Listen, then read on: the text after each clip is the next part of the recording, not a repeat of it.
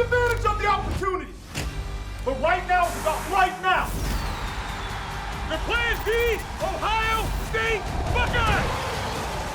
Give everything you got in your heart to this place. Hello and welcome back to Rushing the Field, presented by Xfinity. He's Joshua Perry. I'm Nicole Auerbach. Somehow we're in the middle of week 11. Is that correct, Joshua? Am I losing track of my weeks? I think, yeah, probably. It is. And it's a season with double buys. And we're also now into November, and it's time to start getting angry about the college football playoff rankings, which that they do overshadow the final month of the season, which I sort of hate, but also like I'm prepared. I'm prepared to get angry on Tuesday nights. Yeah. You're always angry. You are a hater. I am, so like you're ready.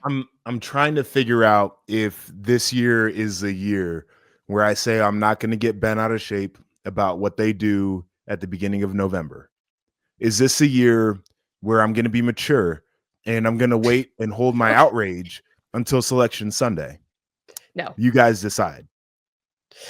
You be mature about college football? I don't know about that. I am mature about college football. I'm overly mature. Like, I'm mature in the sense of I'm a grandpa and I get mad at everything. Oh, that's true. We did just hear about your Halloween candy takes and your love of Werther's, caramels, or whatever those things are. I'm okay if you want to get angry here, because I do think that the first college football playoff rankings were mostly fine, but I do want us to nitpick. Like, I want us to get a little bit worked up. So we got the first in-season CFP rankings on Tuesday night. I will tell you, Joshua, they look pretty similar to the AP poll. There were only two teams that were different than the AP poll. We saw Iowa get in the CFP rankings.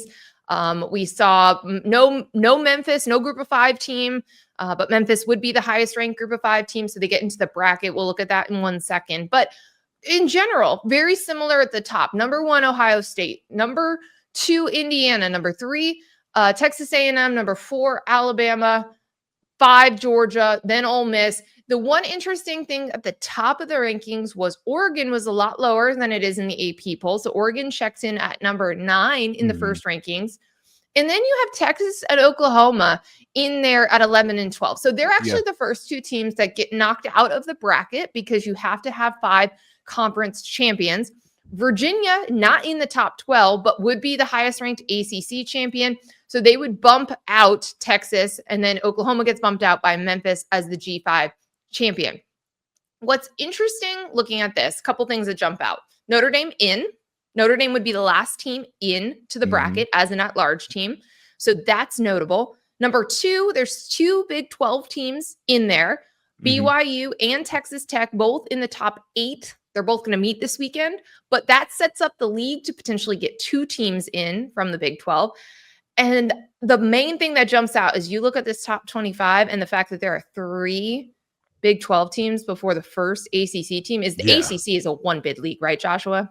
100%. We were talking about like what stands out at the very beginning. That was one of the first things that I said. And we had talked about this very early in the season once we started seeing maybe the perceived separation between the Big 10 and the SEC and then the ACC and Big 12. And we were like, one of these leagues or maybe both of these leagues could only get 1 team in this year, right? Like the ACC right now, it's tough sledding. And oh, by the way, like I don't know who's going to play in that conference championship. A lot of scenarios to try to figure out there, but like, you know, Georgia Tech might have another loss at the end of the year that doesn't count against their conference record against Georgia. Like that would make it way tougher for them to try to conjure up this idea that they have multiple teams that would be able to get into the college football playoff. The Big 12 to a lesser degree, you mentioned it, they've got a few teams in there before you get to the ACC team, but the Texas Tech BYU game is going to be huge, and what happens there is going to have a lot to say about that. Go ahead. One other point on the ACC front, you see how far Miami is below Notre Dame? So Miami is in there at 18, Notre Dame in there at 10. So there were people, including our friend Ari Wasserman, who really thought that head-to-head result was going to matter, that Notre Dame would not be higher than Miami because they lost to them in week 1. It wasn't even close. It wasn't even close. And I mean, I projected it pretty similar to this, by the way, with that separation, because if they're not close to each other, you don't have to use head-to-head as a tiebreaker. And the By the committee way, clearly felt that too. a 3-point game in week 1 is never going to be a tiebreaker in my mind. It's week 1, it was 3 points. And Notre Dame went on the road to play that game. They're basically, you could have said in a world where these games might be played on a neutral field, like you could just be like, they're the exact same team. So I'm just going to completely ignore that after everything I've seen since that game happened. So like to me, the head-to-head was never a question.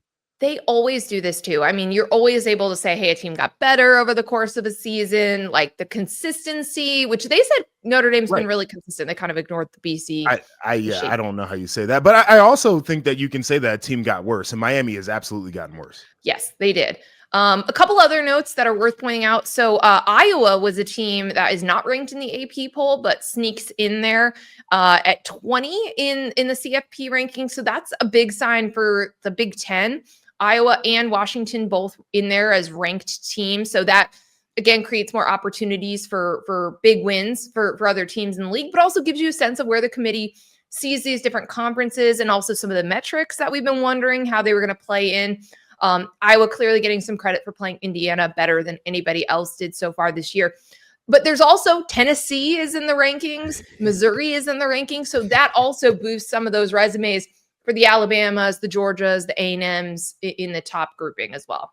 Yeah, we talk about how do they fill out the 20 through 25. It's always something that people should look at. I don't know if people necessarily look closely enough. And again, like it'd be hard to make an argument of who you would rather put in over Tennessee or over Missouri. But I am glad to see that like they're not just kind of floating there, at 20 or maybe in the 19, 18 range, like some people in the AP might have voted them, particularly Missouri. I've never thought those teams were that good to begin with. And I think that when you actually dig into the resumes, you're trying to figure out like, where's Tennessee hanging their hat in terms of a good win? Where is Missouri really hanging their hat in terms of a good win this year? And so I think that makes a ton of sense there. And certainly it still props up some of these resumes for the top SEC teams, but I think it gives us better context into what Tennessee and Missouri actually are in terms of the value of the win. Speaking of where is your resume propped up? What are your good wins? I think that explains why Oregon is so low. Oregon checks in at number 9.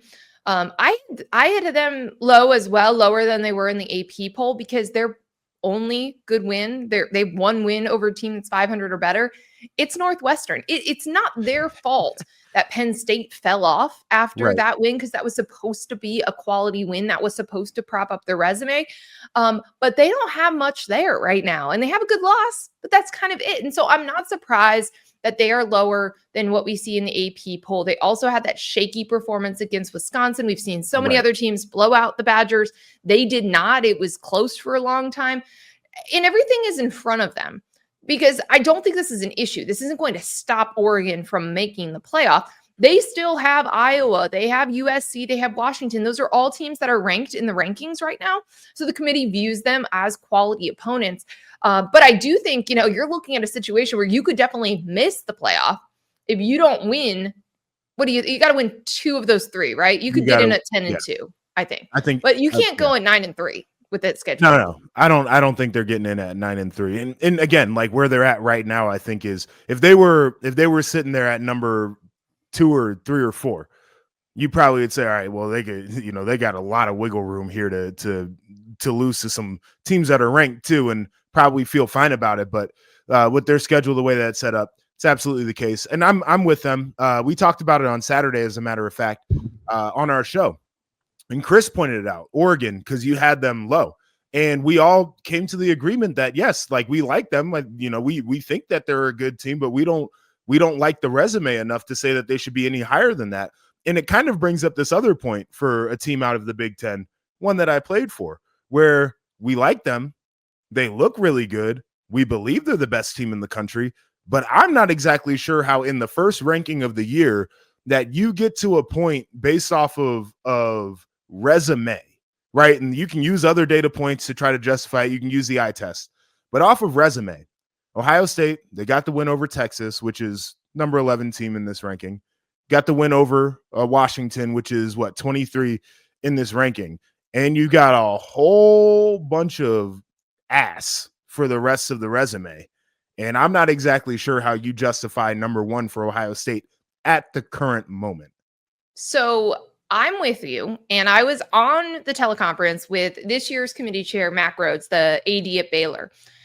What was frustrating for me is, again, I don't really have that many issues with this rankings. Like, I had Texas A&M ahead of Alabama because they haven't lost yet. Like, my projection was really close to this. I just missed the order of the teams, like 8, 9, and 10.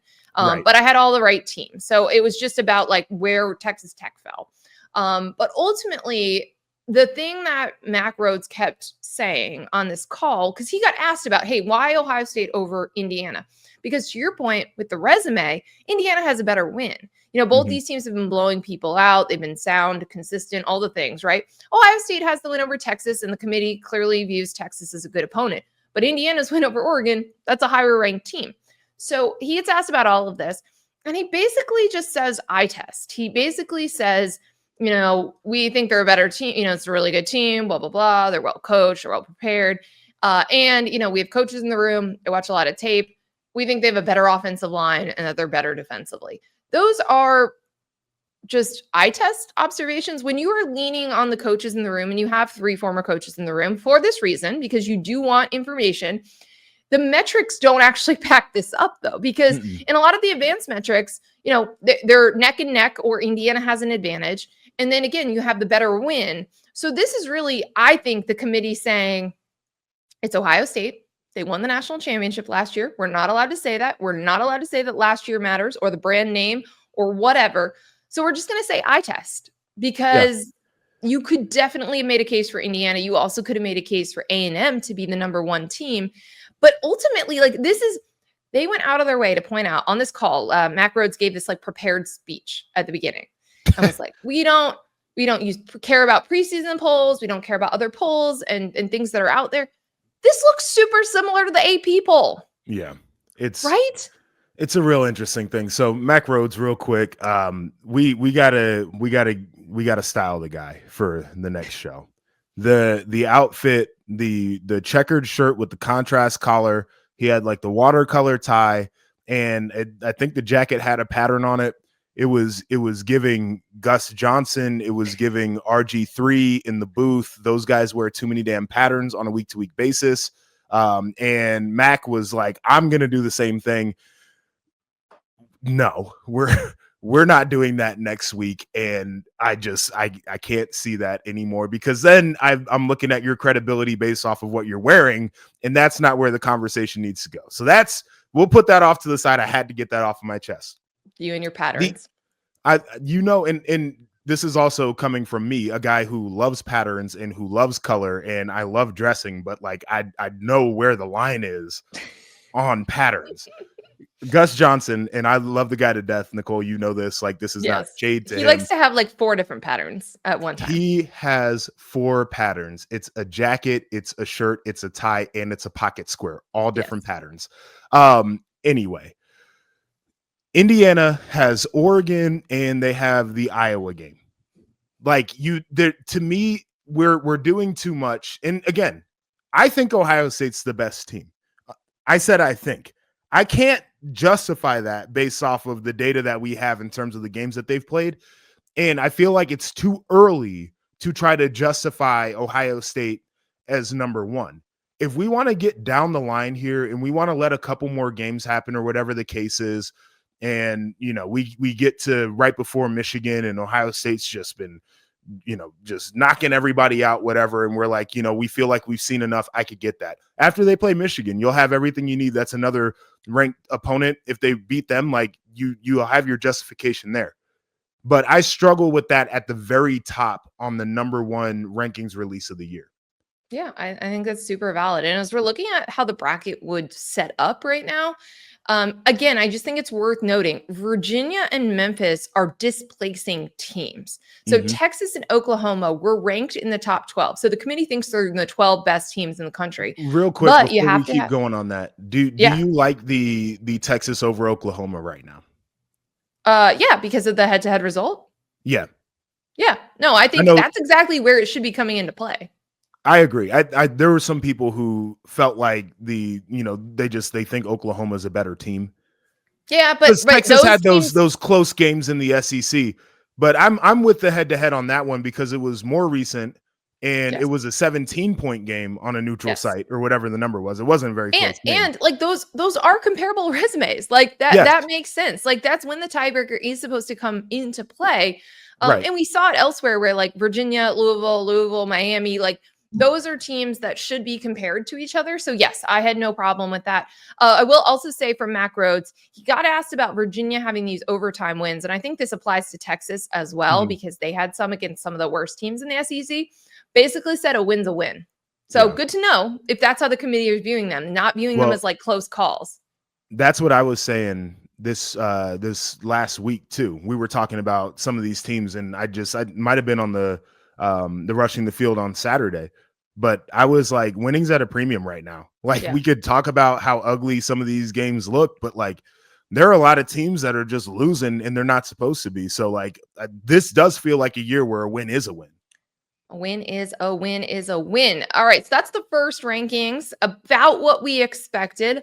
A little more leaning on subjectivity, which again is part of the process. It was set up this way for a reason, to not just use the computers. We I will know, but it's prepare too to be early for angry. that.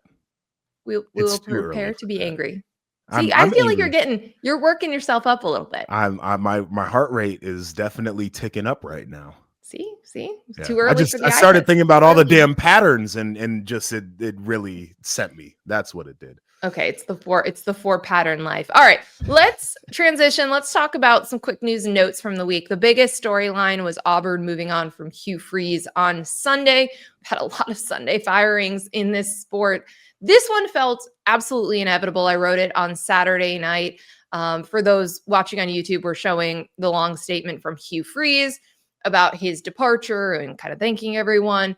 A couple stats that were super important in this decision: 15 and 19 overall, but 6 and 16 in SEC play. They just lost to Kentucky, who picked up their first SEC win, and they scored 3 points against Kentucky's defense, one of the worst defenses in the league. This is supposed to be an offensive genius, supposed to be someone who's really good with quarterbacks, missed on quarterback repeatedly over his couple of seasons at Auburn. Offense was one of the worst. Only two Power 4 teams had worse passing yardage per game than Auburn did this year. So the things that you thought you were going to get in the second chance for Hugh Freeze in the SEC, they did not materialize. So Joshua, this one felt like it had to happen. It felt like 3 points against Kentucky was going to be the final straw. And now we have 4 open jobs in the SEC. That's a wild thing to consider. And once again, we're gonna have the conversation. We dig deeper into this of like, where are they in the pecking order, and like who are you gonna go out and get? It's wild. I saw this interesting Hugh Freeze defense where basically every game was very close that they lost this year, and you can make an argument that outside of the results of the wins and losses that they might have been taking steps in terms of like closing the gap in some of these games. I don't necessarily buy that because their defense had to do everything they could to keep these games close. And Hugh Freeze is an offensive guy, but I do think it is intriguing where it's like, these weren't all losses where they were just getting their doors blown off. Like these were some heartbreaking games. Right. And I think that's been Hugh Freeze's defense when he's gotten asked about this over the course of the season, was like, we're close. We're close. Be patient. Like that breakthrough will happen. You can't be patient right now. No, you can't. And Auburn has never been that place. Listen, there is more alignment from the administrative standpoint than there has been. You could argue. I mean, LSU just hired a president and promoted their interim athletic director to the full-time position. So now they can make a hire, like they can prepare for that moving forward. But Auburn's had some stability. This used to be a place that was like very much known for dysfunction. I don't think that's true anymore. I would go out and get John Sumrall. I think that's the logical choice. He's coached in the state. He's played and been in the SEC. So, we'll see if they're able to do the logical thing and get a really good candidate. I don't think you have to win the press conference. It has to be some huge name, has to be a sitting, Power A Four lot of coach or people aren't going to anything. win press conferences too. We say it every week, but like if Especially that's this your year. goal, Yeah. yeah, you're screwed. Like that's not your goal. Your goal is to pick the right person, regardless of winning the press conference. I feel like I'd rather not win the press conference. I mean, a lot of people want to do it. Like I think Alabama won the press conference when they got Kalen DeBoer, like very good ball coach, right? Like there are instances where you're like, oh, everything makes sense. It's a home run, and then it actually does work. But like this is not one of those instances. It's true. It's true. But yeah, it's about big names. And I think Auburn is probably in my mind behind LSU and Florida. I know others have argued differently in the pecking order, but I find it hard to imagine. Like, let's use a Lane Kiffin test. Right. We could see Lane Kiffin leaving Ole Miss to go to LSU, right? Mm-hmm. I Yeah. think Florida thinks that they could get him to do the same. I don't think you're leaving Ole Miss for Auburn, right? No. And like I know everybody points to it, but like Alabama's always sitting right there. And that's going to be a big obstacle to why Auburn is never going to be higher than certain teams in the pecking order when we're looking at jobs. Like if people want to do the Florida versus Auburn and have that conversation, I would entertain it. I can't entertain it with LSU, even with, and they're clearing up the dysfunction right now, but even with a loud governor, like I'm still saying that LSU is a better job. But with Alabama being Alabama still, and you're Auburn, like, all right, so now I got to figure out how I'm going to conjure up a second place team to be able to be the flagship in the state. And that feels like a tough road always. Yeah, it is. And I think, again, you've seen just how hard it's been since they won a national championship. Haven't had a winning season since 2019. They've had a lot of coaches that have combined for a number of buyouts since that national championship, which again, we talk about this all the time. Like Cam Newton willed that team to a title. So it wasn't replicable anyway. But anyway, we'll keep tabs on all of these open jobs as these positions get filled, as extensions get signed. Yes, you got one more? Yes. The interim coaches that we've gotten. Oh, yeah. DJ Durkin here at Auburn. Durkin. DJ Durkin is a good ball coach. I struggle with the idea of DJ Durkin being in charge anywhere. I've struggled with the idea of DJ Durkin just coming back and being a successful defensive coordinator. Again, very good ball coach, but what happened at Maryland, could have been disqualifying. I can never forget that. You should never be able to be responsible for college kids on a campus and practices and around them after that. Yes, I'm with you. And Lane Kiffin really was the one who brought him back.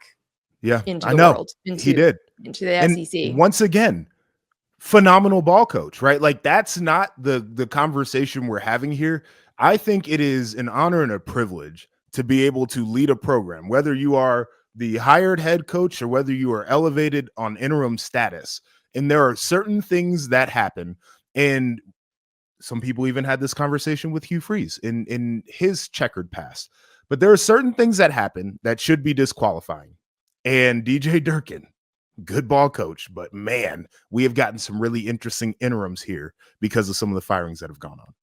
Well said. Let's switch gears, talk a little on the field results. We were recording our Saturday podcast during USC Nebraska. I think Dylan Raiola had just gotten hurt, but we didn't know the extent of it. We also didn't know the final results. USC was able to win this game. It did change. It was different for Nebraska after Raiola went out. Now we know he broke his leg and he's out for this season. Just absolutely crushing for Nebraska, which had gotten bowl eligible in October. There was a lot ahead of them in terms of the schedule and the path. Not just, we talked about the playoff, right? And could they make it to the playoff? But, they were getting closer to closing the gap of beating ranked teams, and they figured out how to win one score games. Like there were a lot of things that were trending in the right direction. I still think Matt Rule's doing a great job, and you could see that team is a lot better than when he got there. But this injury is crushing. And it's going to severely impact, I think, their ceiling for this season. Meanwhile, USC gets a big win. They're alive in the playoff picture. I just wanted to give you the floor. Any final thoughts from that game in Lincoln? Yeah, I mean, on the Nebraska side of things, I agree with everything you said about Dylan Raiola getting injured, right? Like it hurts them. The door is certainly shut on their season in terms of playoff with the loss, but also it felt like a lot of that was because Raiola couldn't maybe have some magic toward the end of that game. I just think about Dylan and who he is as a player right now, and you and I and Chris talked about this ad nauseum, where there's so much there, but he still has a lot of development. And an injury like this really stinks for a guy who has such a high ceiling, but has a lot of work to do on his game. So, I really feel for him on that side of things as well. For the USC side of this, I think there was a path, even if Raiola played that game and like finished it and was healthy, where they could win the game. Oh, yeah. And it was everything that we talked about.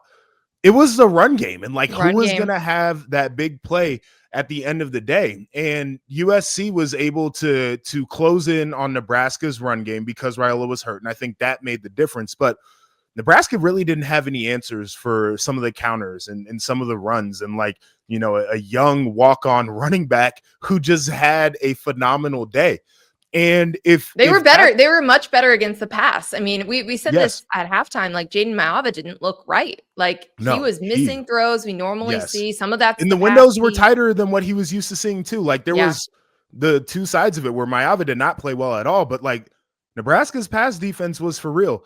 But I think if this is the version of USC that we see where like in the first drive where they got into the red zone, they pissed me off completely because they get down inside the 10 and decide that they want to throw the freaking ball when they just ran it down the field. But if they're a team that decides that they're going to say like, screw it, if the run's working, that's all we're going to do. Northwestern, they've got Iowa, they've got Oregon, they've got UCLA. Like these become very interesting matchups to me in terms of USC's ability to continue climbing up the rankings. It's there for them. It is there for them. And especially with the way they're playing. Even Maava ran it himself, right? Like there were other things that were working in that game. So big win for them and a tough outcome and tough news for Nebraska moving forward. It is time. Real quick, the turnaround for USC, and Lincoln talked about this, would go on the road, play at Nebraska, and then turn around and have to play on a Friday night. It's going to be interesting. This one, so you're saying this one's more of a valid complaint when we talk about scheduling and travel? All the complaints. Like I do think as the conference, like they should make a decision that if you have to take the long trip, you're not playing on a Friday, whether you're at home or not. No, but neither here nor there. No, these are good points. These play into games. They play into these things. All right, it is time for Imagine That, presented by Xfinity. We envision a possibility. We paint a picture, and it may or may not happen, but it is something that is possible. And I want Joshua Perry to go first. Tell us what you paint the picture. What are you envisioning? All right, the number 11 Texas Longhorns run the table in the regular season. So that would mean that they have wins over Oklahoma when Oklahoma was the number 6 team in the country. They'd have a win over Vanderbilt when they were a top 10 team. They would have a win over Georgia, and they would have a win over Texas A&M. Like, I don't know all the scenarios there because there would be some other one-loss conference teams, but like, is that the SEC championship game? At that point, like, they would have one of the most impressive resumes in college football for a team that we left for dead just a couple weeks ago. And by the way, like, pressure now is on Georgia because that would be their second loss in the SEC, their second loss overall, but also they're playing a Georgia Tech team that might be able to close the door. Like a 3-loss Georgia would be on the cut line for the college football playoffs. So Texas may be finding some magic here at the end of the year, create some very intriguing scenarios. And I like chaos, so I kind of want to see this happen. The Texas-Georgia game is really intriguing. Like with the way that Texas is playing, this 4-game win streak, but what we've seen from Arch Manning over the last game and a half in particular, really good football. They round into form, that could be a problem. Although Georgia never dies, so that's they don't. They never play their A game, but it doesn't really matter. Doesn't matter. Doesn't matter. Does not matter. But yeah, no, I'm with you. I think that is a possibility, and it would be a hilarious full circle moment for everybody who completely wrote off Texas and Arch after the way that this season started. That is all in front of them. And tough games, but man, they're playing better than they were. They just need to kind of close out some games and shore some things up. Yeah. Imagine that Florida State beats Clemson in what is maybe the saddest big name game in ACC country this year. A game that we thought would be, ACC championship game implications. It does not. But let's imagine that Florida State wins out and finishes the season 8-4, and Mike Norvell gets to keep his job. Florida State does not have to pay $53 million to buy him out and get a new coach. And this team is closer to the version we thought back in September than the team that they had been as of late. And maybe the blowout win over Wake Forest is what kind of changes the season for them. That was dominant. It was honestly surprising. You picked them. It was very unexpected as your underdog to cover, right? I just feel like such a dumbass every week. Neither here nor there. But everyone has to make picks. We have to make them. I know. And you have to be wrong at some point. But I agree with you. Like, this is a very unique scenario. And to your point, we kind of did that. Well, like, was that fourth quarter and overtime comeback for Texas against Mississippi State? Like, was that maybe a turning point for them? And you can ask the question, like, okay, Wake Forest is Wake Forest, but like going out there and dominating the game the way that they did, like, was that a turning point for Florida State to end the year? I think it could be. It could be. And this is a team that had gone over a calendar year without an ACC win. Like, that was a way to do it. So Clemson is reeling. We have seen frustration from Dabo at levels that we've never seen before. It's a strange post game, very emotional. He feels a little more disconnected from Clemson than I have anticipated, and it makes me feel good about our take. Yeah, would he want to leave? Yes, with all the open jobs, do you just go somewhere and start over? Yeah, well, I mean, again, I do think he's also going to want to fix it. Like if he leaves Clemson, he wants to leave on a high. But he is talking about. I'm not fixing anything. I'm getting out. He's been like against his instincts. He's been like operating. He's got to fix a bunch of stuff. He was pretty self-reflective this week. So we'll see. But I think this is a prime opportunity for Florida State. And then if they win out, then I think things are good again for Mike Norvell. I get there's always going to be a faction of the fan base, but 8-4. That's what I was going to ask you. Well, like, if you're a fan, like, don't you just kind of want him to fall on his face? Like, I don't think if they finish 8-4, like, I don't think fans are going to be like, oh man, he's the right guy and everything's going to be fixed for next year. No, but I mean, coming from a 2-win season, you have to look at it from the entirety, and an administration that coming doesn't from a want 13-win season to a 2-win season to, like, come on, like that's what I'm getting at. Yeah, but coming into the season, I mean, first of all, you probably chalk the Alabama game up to a loss. But then if you go 8-4, you probably feel fine about it. I think that this is an administration. I don't think they want to get into this carousel. I wouldn't either, but if I'm a fan, I'm pissed. No, I get that. And you're never going to win because there are going to be people say that, nope, he is limiting our ceiling. He is limiting what our program can be. I just think 8-4 would save his job. So it would, and it should. If you're an administration, you shouldn't give a damn that the fans are like, oh no, he's killing our program right now. Yes, he might be, but like, I'm going to wait until next year where maybe we have a more obvious candidate, or like we're not like, or you're the big dog pecking order. Yes. Yeah. So it's two different things, but it's an interesting spot to be in. It is. All of that's valid. And I think every fan base is frustrated right now, except Ohio State and Indiana, maybe Texas A&M as well. They're feeling great. Yeah. But I just think there's a lot of anger everywhere. Everyone's expecting their teams to be bigger and better. Actually, I did want to mention this. We talked about the Auburn opening. One of the things that was interesting when athletic director John Cohen announced that he was making a change, he said, like, we expect to compete for championships. I will say, not everyone in the SEC is going to be able to compete for championships. Not everyone's going to be able to get there. I think that I understand why everyone says it, but people need to get a little bit more realistic. I agree. About what the goals are. I'm thinking about something Matt Rule told me last week, because we were talking, it's before the injury, before the USC game. And he was talking about just what it means for Nebraska to enter November in the hunt and with something to play for and to be in contention. And he said he learned in the NFL that, you're not always going to play for a Super Bowl, but you want to be in contention for the playoffs. Right. And that's something you can aspire to do every single year. And if you're in the playoffs, it gives yourself a chance to go on a run or whatever, but you want to be relevant. You want to be in the mix. And I think that we're seeing college football go from, well, we need to be in a Big Ten or the SEC championship game. We need to win the college football playoff. We need to do all these things instead of just be in the mix. But the problem is in college football is every big dog that's got a lot of money and a more talented roster than a majority of the sport thinks that it's a birthright to win a title based off of those things. And it absolutely is not. And there's so much more that goes into it. Like the best team that I ever played on, we didn't win a title like that. There just things have to happen a certain way. And you get yourself to a very miserable place as a coach and a player when that's all you care about. And as a fan base, you get to be miserable because you never reach what your expectation is.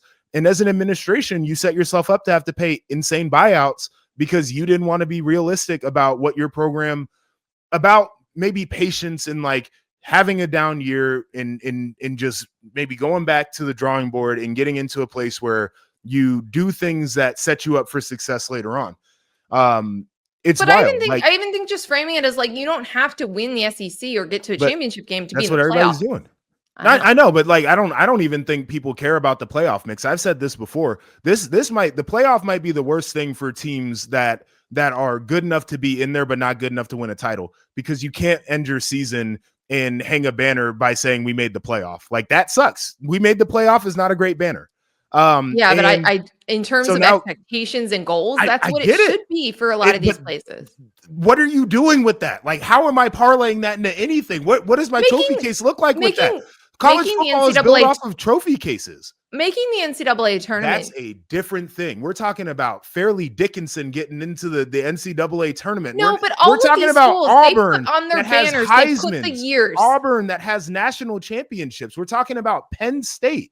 Right? Like that's the problem. Basketball team, Kansas, all these places, they put up the years that they make the tournament. They put the years they make the Sweet 16 and the Elite 8 and the Final Fours as well.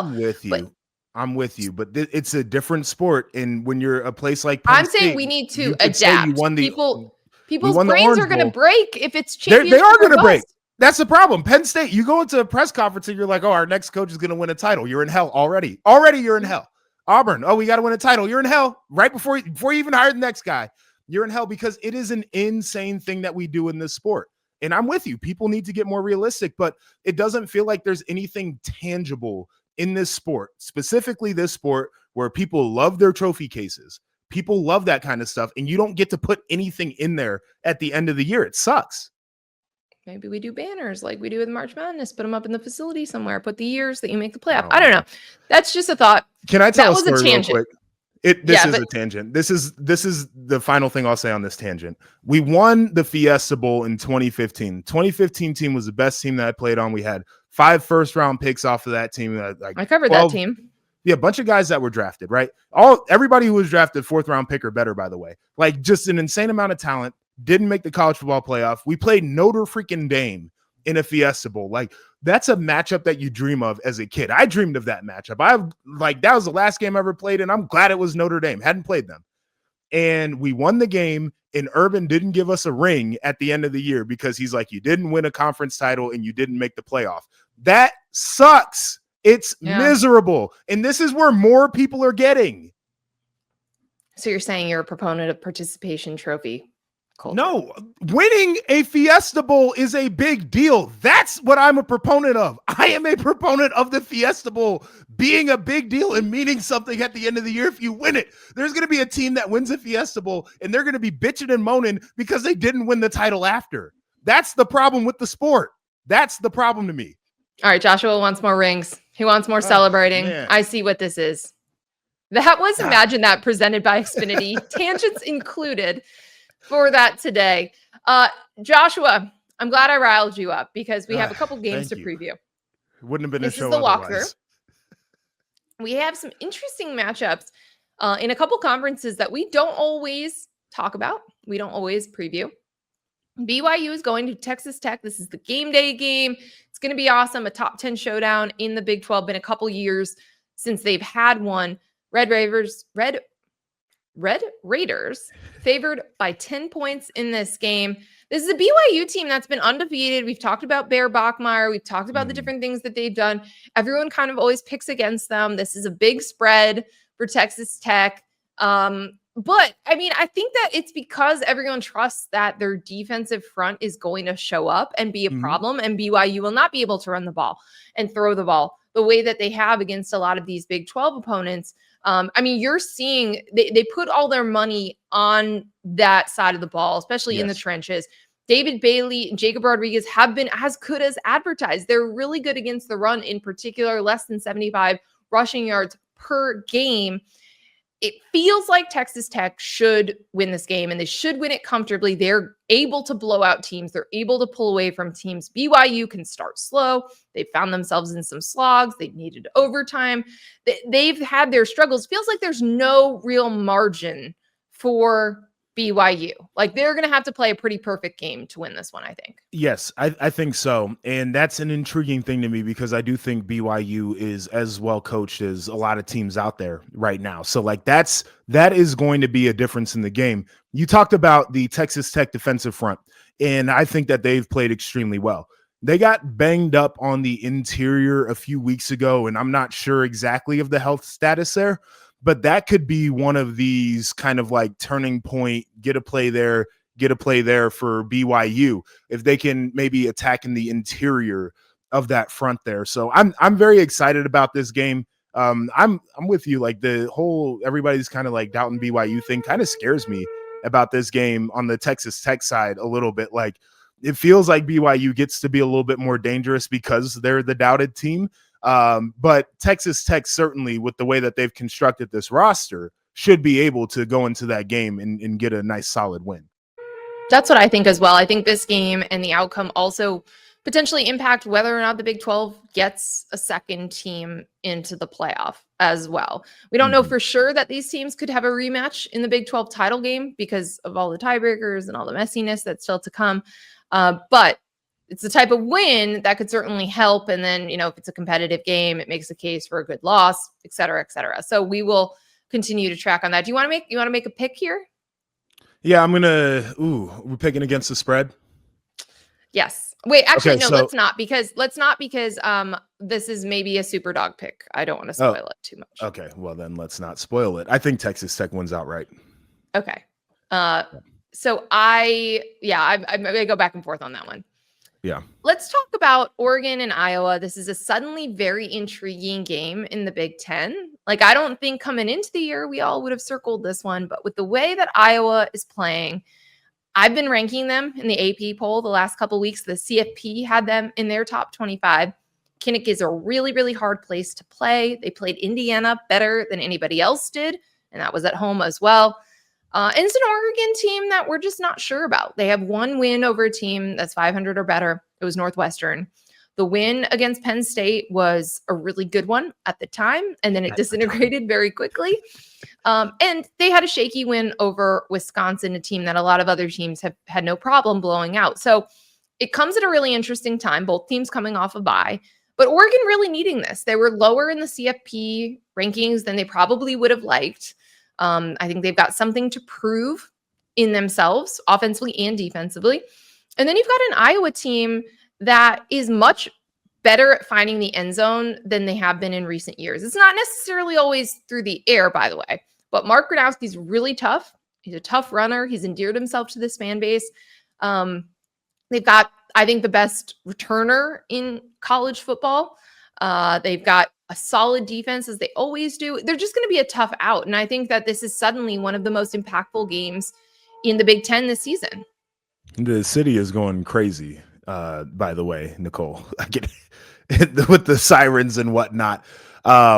Here's my thing about this Iowa team that I think is super intriguing. You brought it up on one of the Saturday Rushing the Field shows that Iowa had a top 50 scoring offense. And I was like, okay, low bar. But then you start to dig into it. And I think a lot of the scoring offensive scoring offense metrics, they include defensive scores and special teams, right? And so like that's the story of them.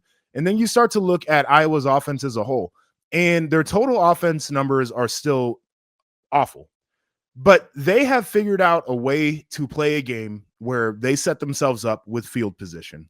They do it through their defense, taking the football away or getting stops. And now you're punting to them backed up and they get the ball around midfield. They do it through the return game. You mentioned their returner who has been phenomenal. And it's something that Iowa does every year. And it doesn't feel like it's a fluky thing. It doesn't feel like we're going to hope that we can come up with this type of game plan. No. It's what they do. And when they get that football on a short field, to your point, they run it well enough and they can hit you with some passes over the middle out to the flats that can keep them on schedule. And that's been a huge difference for them, where it does feel like they're very dangerous playing that type of game. Now, Oregon on the other side, very talented, very good team. When things are clicking on all cylinders, you're like, man, this is one of the best teams in the country. When they're not, you're like, is that offensive line as good as I thought they were? You know, like is their offensive scheme allowing them to really take advantage of defenses the way that I thought they could? And by the way, we know what Iowa's going to do on defense, and we know that Oregon's going to have it schemed up. It's just, can they execute it against a team that it's really hard to execute against? You look at their defensive line, they've got aliens. Like, do the aliens always show up to play? Right. And so like there are a lot of questions about a really well-constructed roster and a great coaching staff in terms of getting it done on game day. So I'm super intrigued by this game. I think it's going to be a really exciting one. I've got some thoughts on an outcome, but I don't want to spoil any underdog picks, so I'll just leave it at that. I will also mention this is the beginning of a really important stretch here for Oregon. We talked about this in terms of the CFP and all they have ahead of them. So they go at Iowa, home versus Minnesota, home versus USC, and then at Washington. That's challenging. There are 3 teams in there that are ranked in the current CFP rankings. They're going to need to win 2 of those 3. Then they'll have the resume that justifies it. But these are going to be really challenging games down the stretch, and they're all going to be really big games for their opponents, right? Like this is the game for USC down the stretch, the game for Washington, who, by the way, has had some luck against Oregon with Dan Lanning in that rivalry game in this season. So this is pivotal. This is really, really important for both of these teams. Could be the game of the day and the most impactful game of the weekend. Last game I want to preview is Wake Forest at Virginia. Listen, the ACC is looking like it might be a 1-bid league. You know what team is in best position right now to cash in for that? The team whose one loss against a conference opponent wasn't a conference game? Correct. The most perfect ACC fact.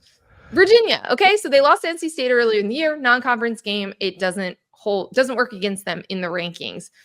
The Virginia team that's needed overtime to win a lot of these games. They've had a lot of crazy bounces and finishes. Everything has been on their side. They're a really good story about patience in this era. So I do want to underscore that because, people have been frustrated with Tony Elliott, and you know what they did this past offseason? They put the money into the roster. Yep. They got players. You should do it. They got better players, and they're winning football games. And again, it's dicey, but to your point, winning is a skill. Doesn't matter how close these calls have been. The committee is giving them credit for them. The win over Louisville is something that's like really helping their resume right now, and creating some separation with Miami in the rankings. It's the highest CFP ranking ever for Virginia. That they were in the field as well as the ACC champion. I think what's going to be really interesting is how they handle this down the stretch. They have a clear path to the ACC championship game here. If they win out, they should feel really good about their playoff chances as well if they win out. And I think that's something that Tony Elliott is preparing his team for and trying to tell them, like, hey, guys, everyone's going to come out of the woodwork. Everyone's going to be patting you on the back now. So they have to handle that. Meanwhile, you're facing a Wake Forest team coming off their worst loss of the season, embarrassing loss to Florida State. But this is still a Wake Forest team that was right there against Georgia Tech earlier this year. That's what's really intriguing about this one. The Cavaliers are favored by 6.5 points. Feels about right, and they'll be at home, I believe, as well. But this feels like one of those games where if you're a true CFP contender, you take care of business against Wake Forest. Yeah, I agree with you. Also, I'm never picking Wake Forest ever again. So I think Virginia is going to win this one. I thought Wake was a way better team a week ago. And then to your point, they fell flat on their face. Winning is a skill though, right? Like that is the thing that we might be learning the most in this season. And it's at a premium where we have a lot of teams where they have an opportunity. Tennessee, for example, early in the year had the opportunity to beat Georgia and they weren't able to take care of business in that game, right? Virginia has had a lot of these games come down to the wire and they figured out ways to get it done. I think that the 6.5 does feel right. I'm also not shocked if this game is one of those that comes right down to the wire. And Virginia is able to figure out a way to win it. But I do think that they end up winning this game and they're going to put themselves in position, right? Like they're in really good position right now, but who knows? We talked about them kind of knocking teams out to be in the playoff. Like they might be squarely in that top 12 by the end of the year. They could. They're pretty close right now, and a lot of the teams above them are going to play each other. It's time for Joshua's favorite segment. It's time to make underdog picks. We also added the Superdog picks, which have not gone well at all for JP, mostly because you should not pick against Indiana. We know Kurt Cignetti, when he compliments a team, when he looks up a stat, he is going to blow them out, snatch their soul, all of the things that Kurt Cignetti does. And by the way, style points have mattered for Indiana, so that is correct. That was the right thing to do because this committee is making a lot of decisions based on the eye test. Joshua, are you ready to make your underdog picks? I had to hide my face there for a sec. I'm ready. You want me to go first? Yes, you're up first. Okay. Give me both. Give me your regular underdog and give me your Superdog. Okay, so let me just give you the state of Joshua Perry right now. I've been getting my ass kicked these last few weeks. My ass has been kicked. Wake took them as an underdog. They lost by 35. Maryland took them to cover 21.5 dog. They lost by 45. And it's been like that the last couple weeks. I'm going with Iowa. Sorry, Jeff. Maybe I just cursed him. Jeff is Nicole's husband. I'm going with Iowa. I think they're going to win this game outright. I'm not even looking for a cover here. Oh, wow. I mentioned all the reasons why I like Iowa, and I feel like they're a team who is used to being doubted. And Oregon, it feels weird to me right now. They're not playing their best ball. They're going up against a team that's like, they're just not going to give them a whole bunch of opportunities off of mistakes. It's why they played Indiana so close. Like they made Indiana really struggle through that game. It's hard for me to get out of my mind. So I like Iowa actually to win this one and not just to cover. For my Superdog pick, I might be a dummy, but I'm going with LSU. And this is a weird one here, but I do think like this game is still going to matter a ton to them. They're playing Alabama. They're a 10-point dog. And I feel like we've seen these teams maybe get a little bit of juice, maybe a little bit of bump when the interim coach comes in. And they might not get the win, but they certainly play above what they were playing with the old coach there. And that's kind of what I'm counting on with this one. Both of these teams, to me, mirror each other in certain ways. They don't run the football very well. Their defenses aren't playing up to maybe what the expectation was at the beginning of the year. But I think LSU going to Alabama in a spot where they're kind of back against the wall, people are saying really nasty things about us, maybe a little bit of extra juice there. All right. I'm worried about both of your picks based on your track record. Feels like Alabama's going to blow out LSU. I'm worried about I'm worried about my picks based off of my track record. We got the same record on the regular dogs, though. Yours have just been a lot closer to being right than mine have. Yeah. Cal has been killing me. And as much as I don't pick love Cal the anymore. I know. As much as I love the Calgorithm, I can't pick Cal. Something happens at the very, like a pick six that takes a game where you were covering to all of a sudden now you are losing and you are not going to cash that bet. So I am out on Cal, although, oh man, I was tempted to do it again because you were going to do the dumb thing that we told each other last week that we were making bad picks and we didn't listen. They're like 20-point underdogs to Louisville. Anyway. Okay. All right. I'm going to take as my regular underdog pick. I'm taking Florida State. They get 2.5 points at Clemson. Clemson is in a bad place. Like the bad place. If you ever watched the show, The Good Place, like it's bad. Feels like we reach a new low every single week. We see just the frustration spilling over from Dabo Swinney. Florida State still has something to play for, I think, in terms of, just what they're going to do this season and then Mike Norvell's job status. So I'm going to take Florida State to win this game and to cover the 2.5 points. My Superdog, this one could go south. This one could get ugly because Texas Tech could blow somebody out. But I'm going to take BYU, get 10 points here. Every time people have counted out BYU, they have won. They beat a really good Utah team, a team that the committee really likes. And I know it was tight and I knew it was whatever, but everybody picked Utah in that game. BYU can get this done. They're more talented than people give them credit for. Bear Bachmeier has been better than people realize. And I am 2-0 in my Superdog picks, including SMU winning outright last week against Miami. So elite pick. I'm going to have some faith in BYU. This one could backfire, but that's the point of a Superdog pick. 2-0 on Superdogs. Congratulations. Build the statue right now. I know. Just need to stop making the regular picks, the regular underdog picks. They're not going as well. We're both 4. You should make your regular pick a Superdog. That's what you should do. And then it might actually work. Like you should just go for the big point spread. No, I just need our producer Courtney to give me like double credit for the Superdog picks, especially an outright winner. No. That's not how this works. I think that's how it should work. Well, that'll do it though for our Week 11 preview. Joshua and I will have our Saturday night pod as always, so you'll get your immediate reactions from the weekend that was, and we'll tell you the CFP impact, everything else. Now that we're in the stretch run of the season, so much to discuss. We will make fun of our picks because I'm sure they will go south quickly. But it's going to be fun. Can't wait for these games. Hope that some of them, like Oregon, Iowa, hopefully they deliver. And we'll have a lot to discuss on Saturday night. This has been the midweek episode of Rushing the Field presented by Xfinity. He's Joshua. I'm Nicole. Thanks for hanging with us, and we will see you Saturday night or Sunday morning, whatever works best for you. We'll talk to you then.